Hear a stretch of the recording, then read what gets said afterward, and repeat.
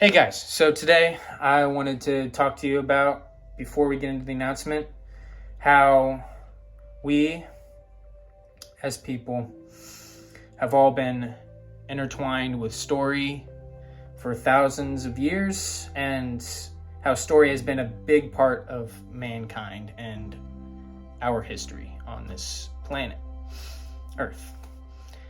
And really, just before we begin, I want to talk about how the greatest stories and the best stories have some implication to the Bible. And really,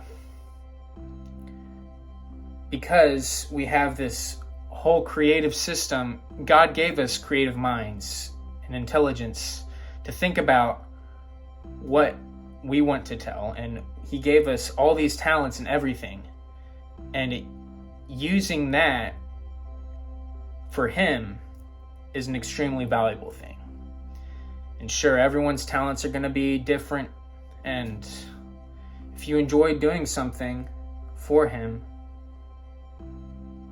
I believe it's great, and it should be your priority to make Him first, because He is our Creator.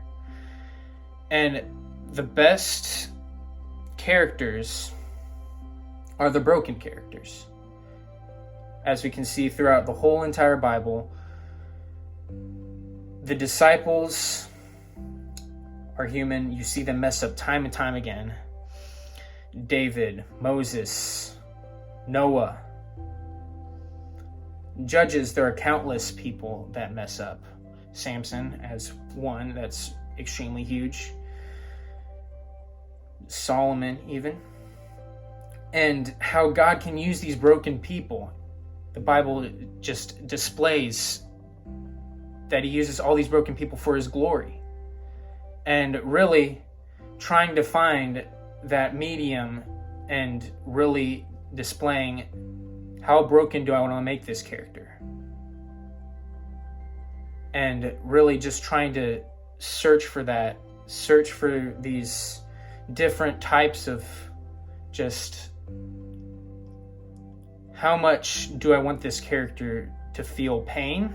How much do I want this character to resemble something that everyone can relate to? Because the most broken characters, and the more broken the character is, the more, strangely enough, the more appealing it is. Because you see this protagonist struggle with different things, struggle with a lot of different things, and they are human. Because we are all human. Finding that relatability while making something entertaining is a very hard thing, because you just don't want this character to sulk around all the time. You want to have character growth with that brokenness. And yes, you should have a Christ-like character if you're trying to portray something for God's glory. And really having that character as a big example of why things can be done extremely well. And for instance, Narnia. Aslan, he is the Christ figure throughout the whole entire story. And it's explicit without even calling him God. But you also have these protagonists that are extremely human.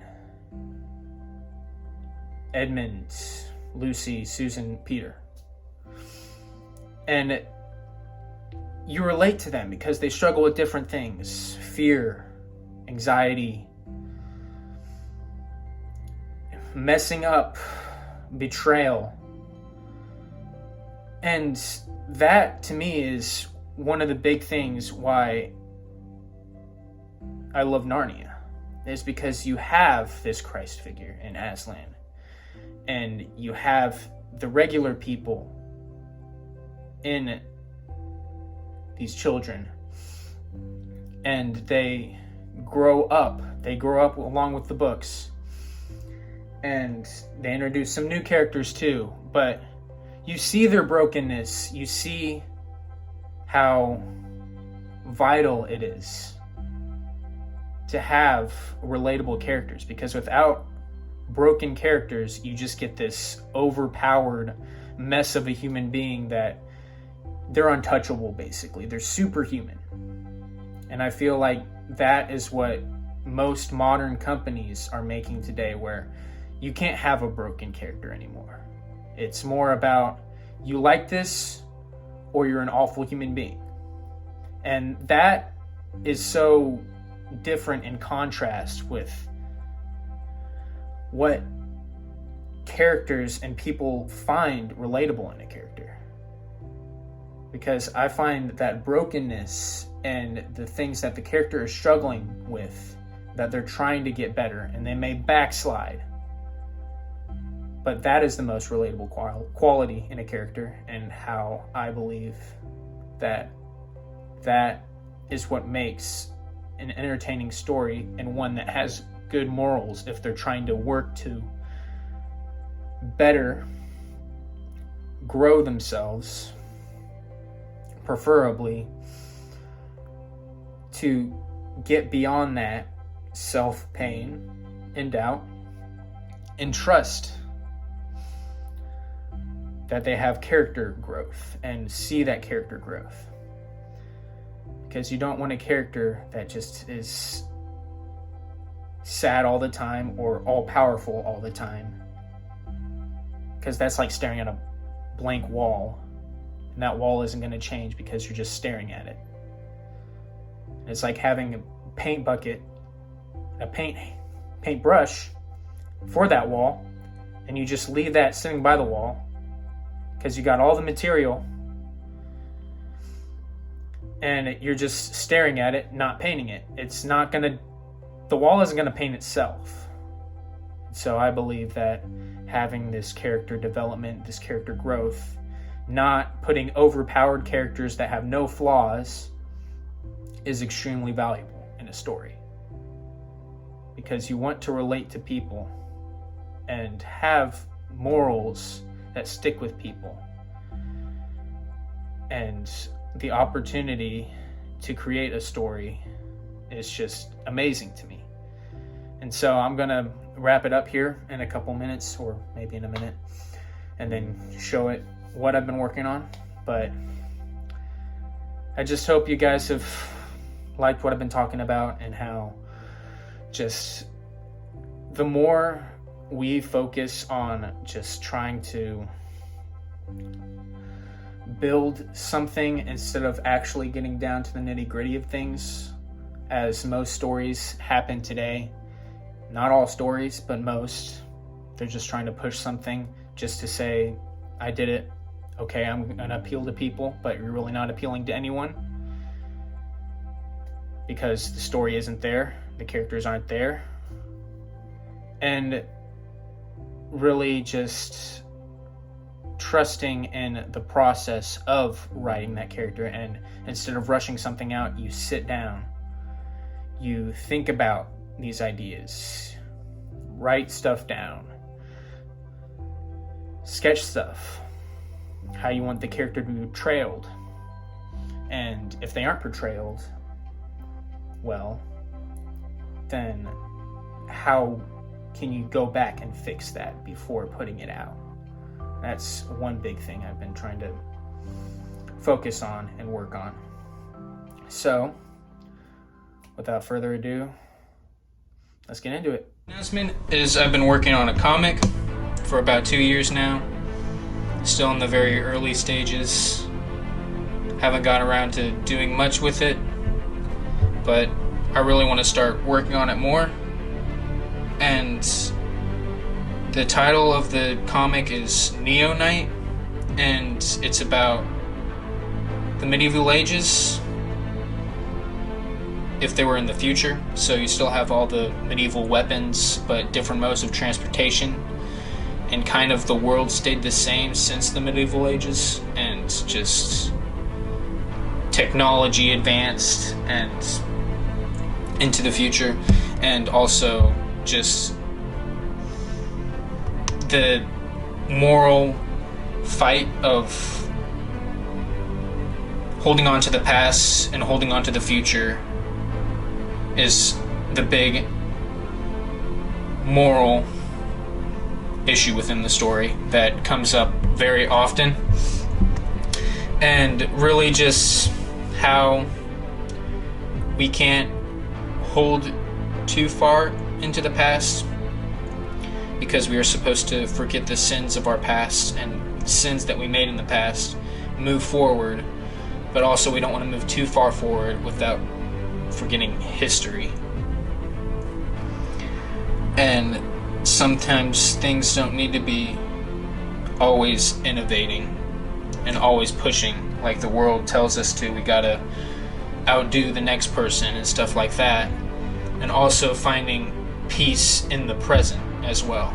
And there's this whole moral argument for both sides, and I don't want to get too deep into that, and I don't want to really, I want to figure that out first, and having that as the crucial moral thing that's going on within the story, and how among other things, of course, but that, and like sticking to what Christ has planned and what he is planning. And this story takes a bunch of, I guess you would call it, ideas and references from a lot of different things that I've enjoyed. Like King Arthur is a big thing within the story, and of course the Bible is another, and some games, some other movies too, but it's definitely referenced a lot within the story, and having these references and these ideas, I feel like, are important to the story. And so, without further ado, let's get into it. Okay, so the first character is Knight, and he has a very generic name, but I made that name on purpose because you're not really supposed to find out his name. He wears the helmet the entire time, at least for the beginning part. I don't know about if he's going to take it off at the end. You're going to figure out his identity, still trying to work through that, and if that's the right choice. But he was in his town when the main villain of the whole entire series destroyed his entire town with everyone inside, and he's the sole survivor. And he was basically left for dead, and his vocal cords were heavily damaged in his fight with the main antagonist, which we'll get into later. And really, he is picked up by the Night Guild, which they're from this great city that is the focal point of the whole city, that's called the Great Arthurian City. And that is based on King Arthur, of course, and there's the whole castle in the middle is a gigantic sword in the stone, and we'll get into that. And so he's picked up by the Night Guild, he's trained, he's reconfigured, which reconfigured soldiers are soldiers who have fought, and every time they get wounded, they have a limb replaced, an organ replaced by a mechanized system. So they're basically cyborgs to an extent, but at that point they're still in control of what they do until it gets to the point where they're rebooted, which the rebooted soldiers, they're either completely dead or they've been manufactured in a way that they have no sense of morally doing what's right and morally and like doing what's wrong. They have no morals. So that's one big issue that comes up within the story, and how they fight and what they fight for, and what you're truly fighting for. That's something that comes up repeatedly within the story. And Knight sees how the Knight Guild is mistreating everyone around them. They think they're above everything, and not what the Knight Code or the Knight Guild used to stand for hundreds of years before. So he breaks away from the Knight Guild, and he's hunted by knights and the knight captains and the people in charge of the guild. So they're kind of like a secondary villain. Some of them are following orders. So it's like, are they villains? Are they not? Are they choosing to do this willingly, or are they forced to? And that's kind of the moral high point. And he's going to be the main focus throughout the whole entire story. And he is set on revenge at first, and trying to find the main villain so he can have this revenge. But it's his constant growth throughout the story, and you'll have to see what happens with his arc. And so he's set on revenge at first, and then he kind of gets this moral sense of what's going on, and I won't get too far into it because that gets into spoiler territory. And so these are just different designs of the helmet that I made, some damaged stuff, and so you see there's some more like weathered look for him. Then there's different types of helmet designs from the two different sides, and then here's the main design of his armor. And so yeah, there's the main protagonist. Let's get into the next character. So this is Vance. He's the youngest of the group. He's starts out as a criminal, wants to do stuff to people, tries to justify his own way, but then he meets up with Knight, and he finds that he wants to get out of this life, start new, and he wants to help others with the gifts that he's been given instead of hurting them.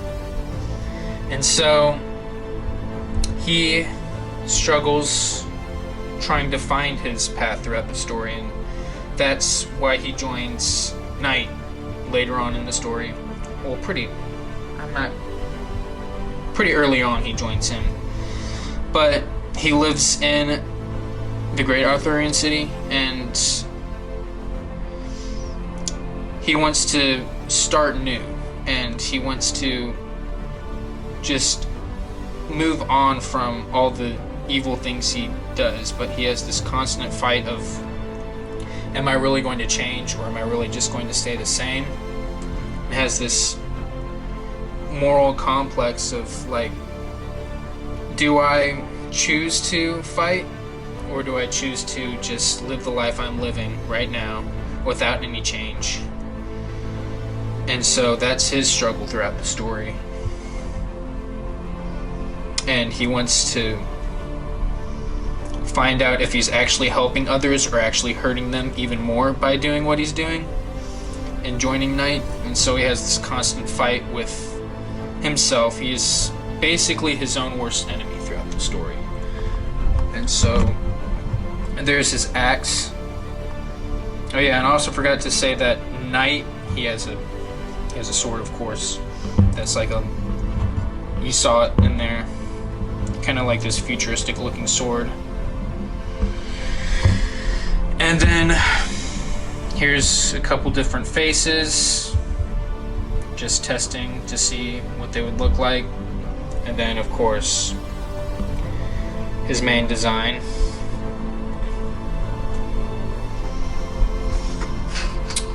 And he's around 18.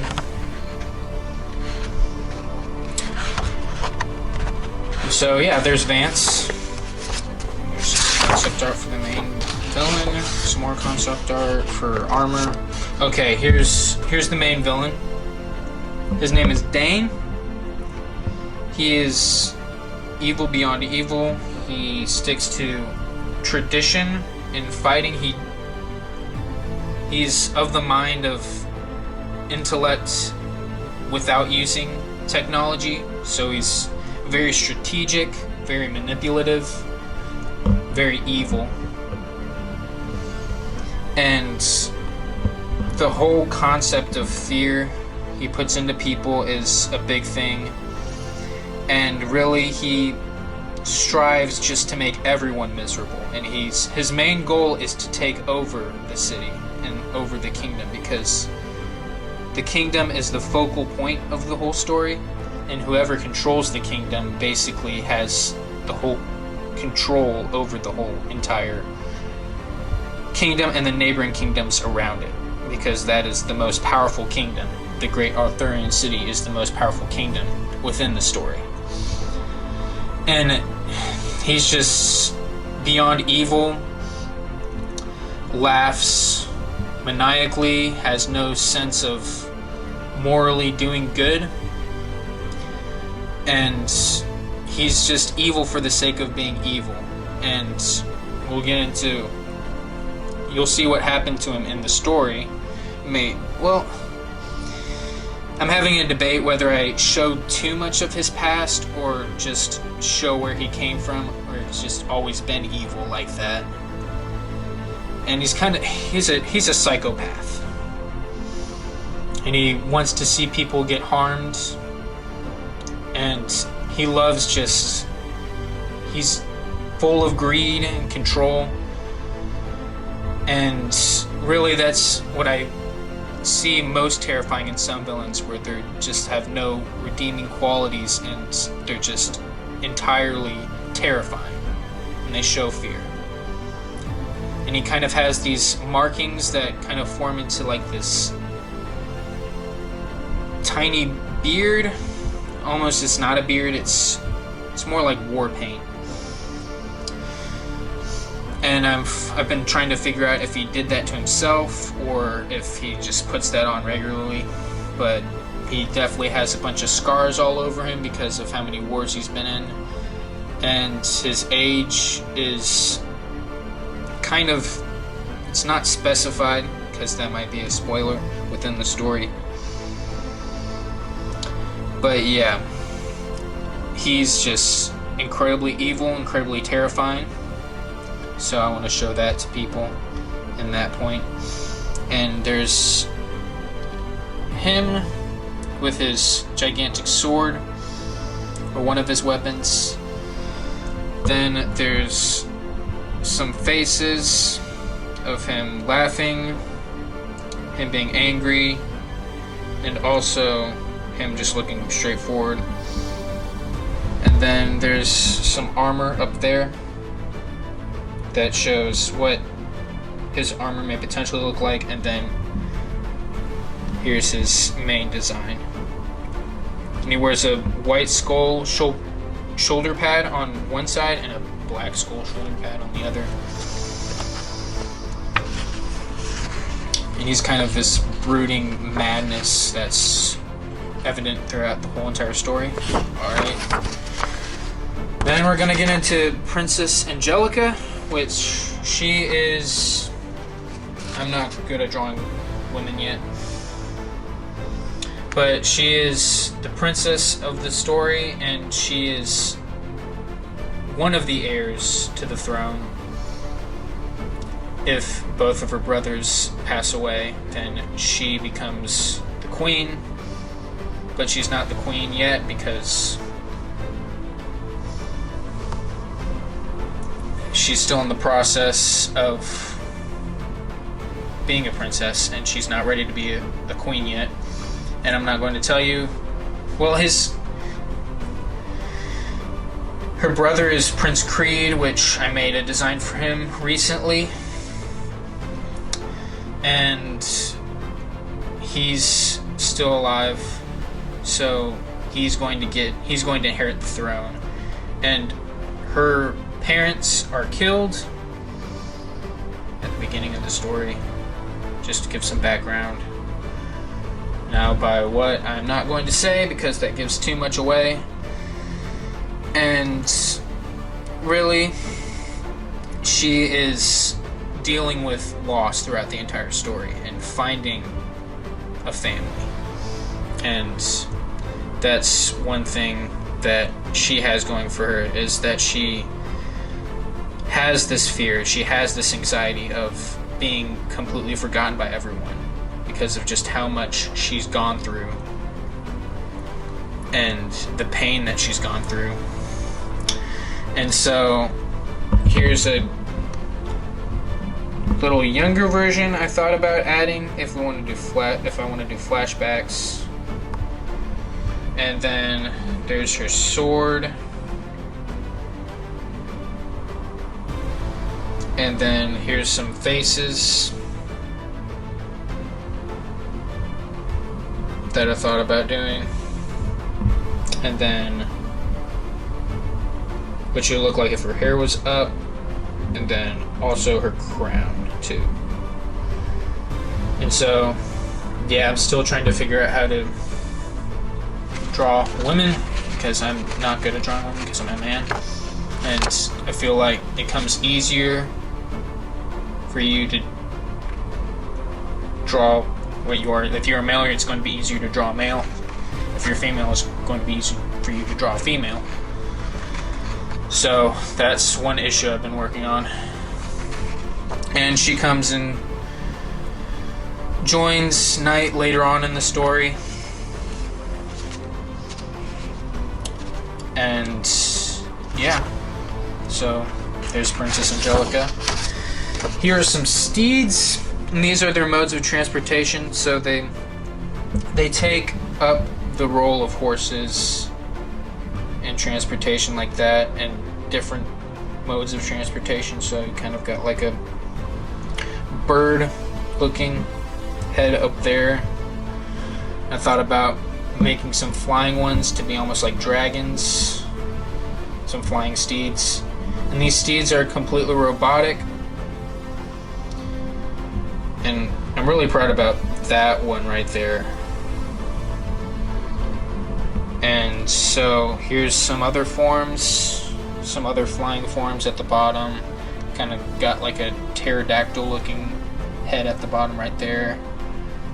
And you got this bat looking insect one, which I don't know if I'll use that one or not, but yeah, those are the modes of transportation that the knights use within the city. And everyone basically uses them for modes of transportation in the city. And I was thinking about adding in different cultures too, like maybe all the characters go to Japan, but it's in the future, and so there'll be different steeds and different armors in Japan or in a different continent that they travel to. So there's some more. There's a rebooted. That's reconfigured. There's a reconfigured soldier concept. And there's Princess Angelica again. And here is Dane's pet, I guess you would call it. And his pet's name is Agony. And it's almost like this bat-looking kaiju dragon, which I've always liked, having sharp teeth pointing out of a beast. And I just thought this design was really cool. And he's plated with armor, and just a vicious creature that holds the same anger as Dane. And I'm wondering if he has more than one pet or not, but... And there's just a brief glimpse of how a man in armor would look next to Agony. There's a reconfigured soldier design right there. Okay. And here's Prince Creed, Angelica's brother. And how he is morally just trying to innovate for the future. He's on the throne at the time of the beginning of the story, and really he just focuses on what he wants to do and not what other people want to do, and he's just trying to be all about innovating for the future, not really getting into that moral argument of how much do I hold on to the past, how much do I take away from it, and what do I forget about it. So that's his struggle throughout the whole entire story, is I gotta keep on pressing forward. And here's another design for a monster that's T-Rex looking. And really just having that design of how I've always liked dinosaurs too, and dragons, so having that design and how much you want to take away from that. Now I gotta go back and find